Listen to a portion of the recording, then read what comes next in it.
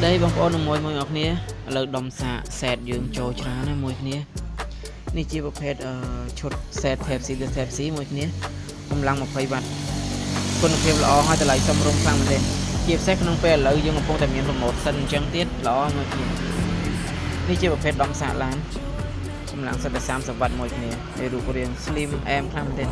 mode នេះគឺយើងលក់បាន set នេះជាប្រភេទ set Type C USB ទៅ Type C មួយគ្នាកម្លាំង18វ៉ាត់ថ្លៃល្អនេះជាប្រភេទ set micro កម្លាំង 2.1 ថ្លៃល្អមែនទេមើលនេះ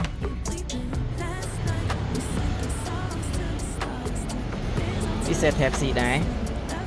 កម្លាំង 2.1 ដូចគ្នា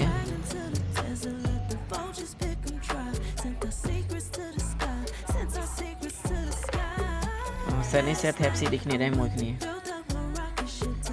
set Type C នេះយើងប្រភេទ set micro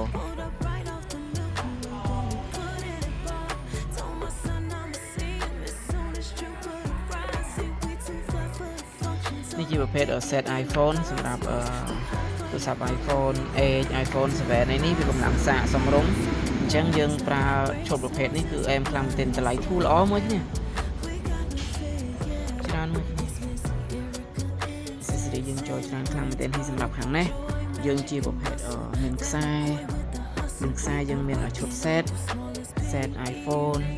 set Type C ច្រើនមួយនេះអរគុណច្រើនបាទ